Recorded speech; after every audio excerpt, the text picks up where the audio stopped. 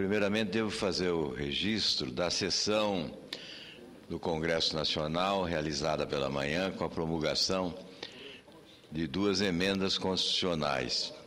Aquela que cria a Defensoria do Distrito Federal, de número 69, e a outra, a de número 70, que trata de direitos e benefícios, vantagens, integralidade de vencimentos, paridade, aos aposentados por invalidez permanente, inscritos no serviço público até a data de 23 de dezembro de 2003, quando houve a promulgação da emenda constitucional de número 41.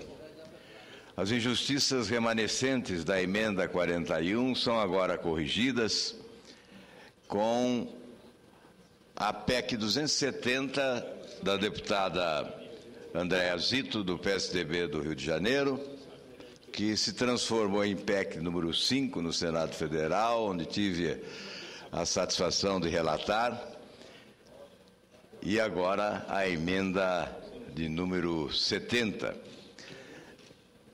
É, sem sombra de dúvidas, uma causa justa. E por isso a agilidade, senador Paulo Paim, a celeridade com que essa proposta foi tratada no Senado Federal, em respeito àqueles que se sentiam injustiçados há tantos anos. Eu faço o registro porque é um fato inusitado. Em 2 semanas, o Senado Federal aprovou uma proposta de emenda constitucional. Isso demonstra que esta casa, quando deseja, trabalha com eficiência e celeridade. No dia 7 de março, a emenda chegou às minhas mãos para a relatoria. Imediatamente foi submetida à Comissão de Constituição e Justiça e aprovada por unanimidade. E no dia 23, no plenário do Senado Federal, em 8 sessões extraordinárias, foi aprovada. Hoje é lei. Eu imagino a alegria da deputada Andréa Zito, porque nessa atividade de tantas incompreensões, justificadas ou não, a vitória em matéria desta natureza certamente é razão para uma grande alegria, emoção mesmo. Os nossos cumprimentos a Andréa Zito e o agradecimento a todas as lideranças que no Senado Federal contribuíram para que pudéssemos aprovar em tempo recorde esta matéria. O agradecimento, inclusive, à senadora Ana Amélia, que tinha uma proposta semelhante e, diante de um requerimento que apensava as duas proposições, retirou a sua matéria para evitar protelação. E nós pudemos aprovar em tempo recorde. Por isso, enaltecemos esta atitude da senadora Ana Amélia, como sempre preocupada com o interesse coletivo.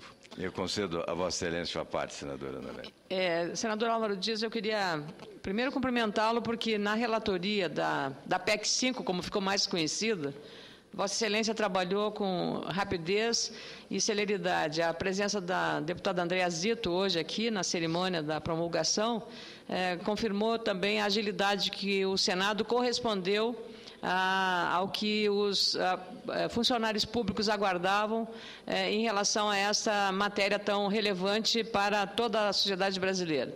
Então, eu queria cumprimentá-lo inicialmente por isso. E fazer uma justiça ao relator, ao senador José Pimentel, porque eu, conversando com ele, ele me explicou que, ao pedir o apensamento, ele estava tão somente pretendendo incluir-me na matéria, porque eu, como nesta casa fui autora desta PEC, ele queria que, e como a PEC 5 veio da Câmara, que tivesse uma participação, e no caso seria a minha PEC. De qualquer modo, eu agradeço o seu registro e faço essa referência para justificar o gesto do senador e agradecer ao senador José Pimentel pela iniciativa que eu tenho certeza foi sincera no sentido de valorizar uma iniciativa que era muito parecida com a feita pela deputada Andréa Zito. E a Vossa Excelência, novamente, os cumprimentos pelo exemplar relatório feito nessa matéria com tanta diligência e agilidade. Parabéns, senador. Muito obrigado, senadora Amélia. Também agradecimento devemos ao presidente da Comissão de Constituição e Justiça, o senador Eunício Oliveira, que agiu também com rapidez, atendendo todos os apelos para que oferecesse celeridade ao debate, colocando extra pauta para que pudéssemos aprovar, e também ao presidente Sarney, que concordou com a quebra do interstício regimental para que pudéssemos realizar 8 sessões extraordinárias numa tarde aqui no Senado Federal. E os parabéns aos servidores públicos que passam a receber esses benefícios com inteira justiça. E agora, senhor presidente, um assunto delicado. Nós não podemos adotar a política do avestruz e ignorar os fatos. Nós estamos diante de uma crise de complexidade que provoca dor, sofrimento, indignação, desconforto no Senado Federal. Eu volto a insistir. O Senado precisa tomar conhecimento do inteiro teor do inquérito referente à Operação Monte Carlo da Polícia Federal. Nós não podemos trabalhar apenas com vazamentos seletivos. Nós precisamos ter conhecimento do que há num inquérito resultante de uma operação que tem mais de 3 anos de trabalho. E o que se divulgou desde 2009 encontrava-se na Procuradoria-Geral da República. Existe o fio da meada. E é preciso chegar a ele, ou começar dele. Esse sigilo pressupõe a existência de pessoas protegidas, porque poderosas. Nos autoriza a imaginar existirem figurões da República sendo protegidos no anonimato. O vazamento seletivo apenas não é suficiente, não satisfaz. O Senado Federal terá que fazer o julgamento político. Se tornou inevitável. Essa é uma responsabilidade irrecusável em defesa da instituição que tem que ser preservada. Repito sempre, em todas as circunstâncias, nós somos passageiros, transeuntes, substituíveis. A instituição é permanente, é definitiva, é insubstituível, porque nela estão fincados alicerces básicos do Estado de Direito Democrático. Preservá-la, portanto, é dever de todos nós. Mas temos que agir com a maturidade política que o caso exige. Mas temos que agir com a coragem de expor os fatos. Esse inquérito consta que possui mais de 15 anexos. O Senado Federal tem que ter conhecimento do teor desses anexos. O compartilhamento é fundamental para que se possa fazer a avaliação e o julgamento. Esse segredo todo nos autoriza a imaginar, porque esse episódio Cachoeira começa em 2005, numa gravação com Valdomiro Diniz, que também acaba de ser condenado. Portanto, Isso nos autoriza a imaginar eventuais conexões com o escândalo do Mensalão. Nós temos que fazer a análise. Nós temos o direito de pressupor, nós temos o direito de imaginar, porque os fatos não são revelados, não são colocados à luz, para que possamos conhecê-los, denunciá-los, combatê-los e julgar, que esta é a expectativa da sociedade brasileira. Portanto, senhor presidente, apenas para insistir que o presidente do Senado já encaminhou o requerimento ao procurador da República, mas é preciso insistir, porque a Procuradoria fica bem ali, logo ali. Daqui a alguns minutos,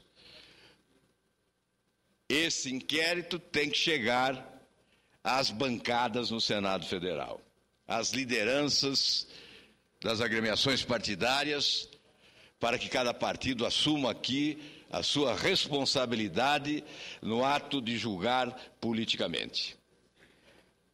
Dito isso, senhor presidente, abordo uma outra questão. Fui questionado se a oposição aceitaria votar em regime de urgência a chamada lei da Copa. E eu respondi, senador Paim, se possível em 5 minutos. Chega desse debate, esse debate já cansou. A lei da Copa. Mas, em relação à lei da Copa, qual foi o debate dos últimos meses? Eu digo últimos meses, porque a lei da Copa está sendo debatida desde o ano passado. Qual foi o debate? Se pode vender cerveja ou se não pode vender cerveja nos estádios de futebol. Isso é tema acessório. Tudo é importante. Mas existe, infelizmente, uma inversão de prioridades. Nós podemos votar, sim, a lei da Copa no Senado em tempo recorde. A oposição não vai colocar obstáculos. Quem é a favor de que se venda bebida nos estádios, vote a favor. Quem é contra, vota contra. E decidimos. E mudamos a pauta. Temos questões mais relevantes em relação à Copa do Mundo. São questões acessórias. O governo assumiu compromissos com a FIFA.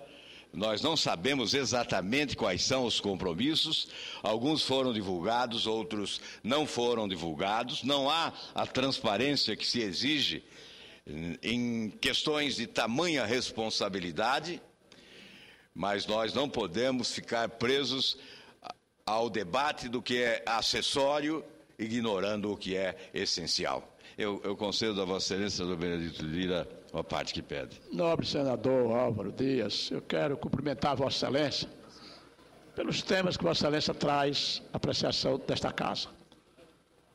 Essa manifestação de solidariedade que Vossa Excelência está demonstrando agora com relação a essa história da Copa do Mundo.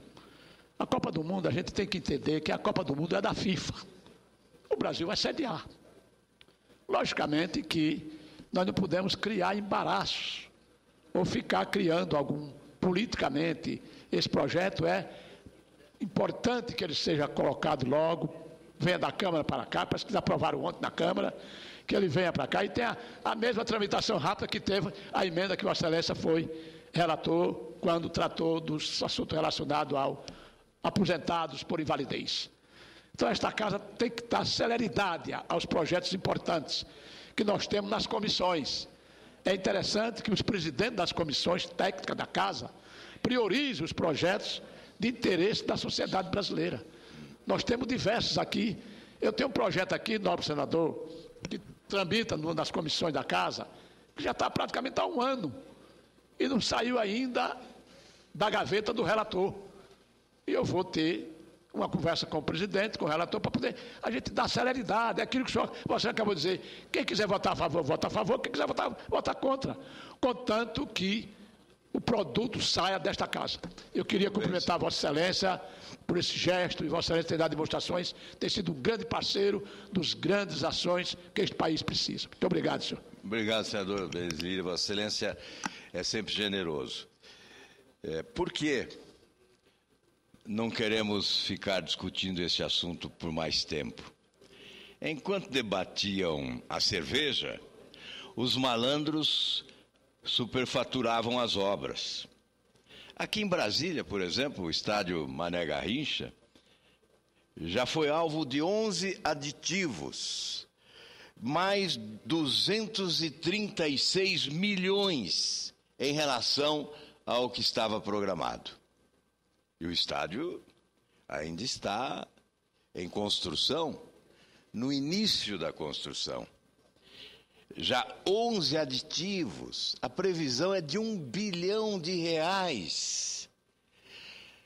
A nossa preocupação é o legado desta Copa do Mundo. Uma pesquisa realizada numa cidade do Paraná já revela 85% do povo é contra a realização da Copa do Mundo no Brasil.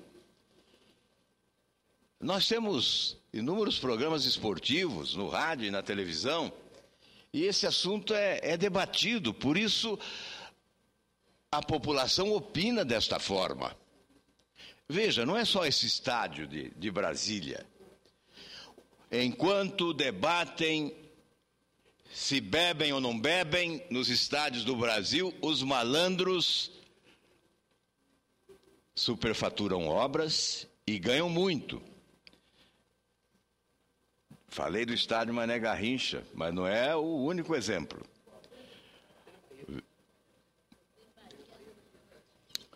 Aqui, olha, o jornal O Globo diz que o gasto com os 12 estádios já é previsto 57,6% acima do que estava previsto inicialmente.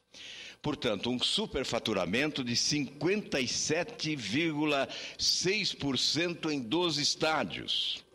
Mineirão, Fonte Nova, na Bahia, Maracanã, no Rio de Janeiro, Cidade da Copa, em Pernambuco, Arena da Amazônia.